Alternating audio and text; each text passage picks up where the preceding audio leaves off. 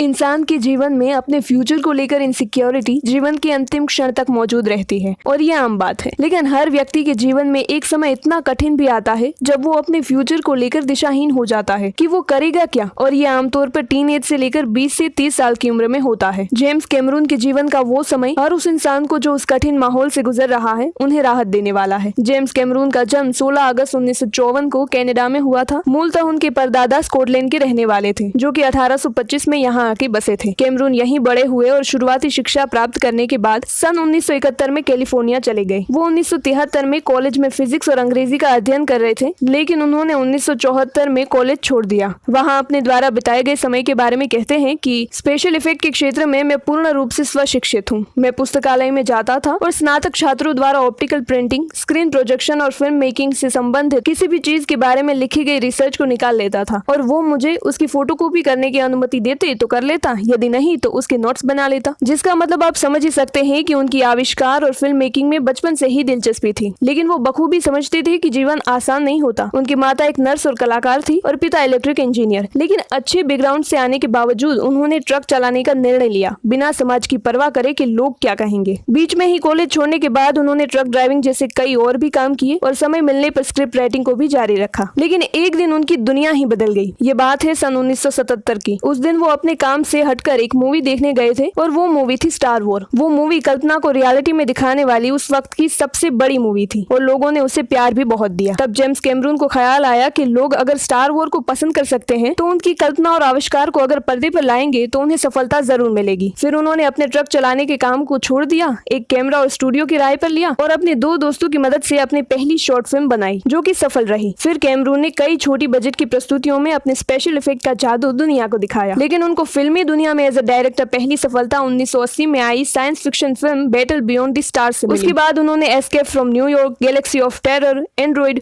और पिरान्हा जैसी मूवी की। लेकिन एक दिन जब वो अपने मूवी के लिए जमैका काम कर रहे थे तब उनको पता चला कि वहाँ का बाकी का स्टाफ इंग्लिश नहीं जानता था। वो इसी तनाव में थे, तो जब वो आराम करने बैठे तब उन्हें एक बहुत बुरा सपना आया। उन्होंने देखा कि उनको मारने के लिए फ्यूचर से एक किलर रोबोट भेजा गया है। बस फिर क्या था, उन्होंने इसी सपने के साथ अपनी इमेजिनेशन पावर को मिलाकर एक बहुत बड़ी कहानी की रचना करी और कहा जाता है कि इस कहानी के लिए उन्होंने सिर्फ $1 चार्ज किया था। लेकिन शर्त ये रखी थी कि इसको डायरेक्ट वो खुद करेंगे। और इसी के साथ दुनिया ने 1984 में उनकी पहली सफलता टर्मिनेटर देखी, जिसने उनको दुनिया का सबसे दूरदर्शी फिल्मकार बना दिया। उस समय लोगों को कैमरा चलाने की भी पूर्णतः जानकारी नहीं थी और कैमरून ने दुनिया को स्पेशल इफेक्ट का जादू दिखाया। फिल्म लोगों को खूब पसंद आई। उसके बाद कैमरून की कामयाबी रातों रात बुलंदियां छू रही थी। उसके बाद उन्होंने टाइटैनिक और अवतार जैसी मूवीज को देकर एक ऐसा मापदंड सेट किया जो हर किसी की सोच से भी बाहर है। फिल्म इंडस्ट्री में कहा जाता है कि जैसी तकनीक मिलती जाती है मूवीज उतनी एडवांस बनती जाती है। लेकिन कैमरून ऐसे व्यक्ति थे जो मानते थे कि जो स्टोरी है उसकी डिमांड पर तकनीक का आविष्कार किया जाए। अंडर वाटर फिल्म मेकिंग में उनका श्रेय हमेशा यादगार रहेगा। उन्होंने नासा जैसी संस्था के लिए भी अंडर वाटर रिसर्च करने के लिए साथ में काम किया। उन्होंने टर्मिनेटर, टाइटैनिक और अवतार जैसी ब्लॉकबस्टर मूवीज बनाई। 2009 में आई अवतार ने कमाई के सारे रिकॉर्ड तोड़ते हुए 20,000 करोड़ का बिजनेस किया और उनके इस रिकॉर्ड को तोड़ने के लिए सालों लग गए, जो कि मार्वल की मूवी एंड गेम ने तोड़ा। वापिस से 13 साल बाद अवतार 2 से जेम्स कैमरून वापसी कर रहे हैं। अभी तक आपने जेम्स कैमरून की कितनी मूवी देखी और कौन सी, जरूर बताएं कमेंट बॉक्स में। अगर हमारा यह वीडियो अच्छा लगा है तो वीडियो को लाइक करके चैनल को सब्सक्राइब करें और हमारे इंस्टाग्राम को भी जरूर से फॉलो करें।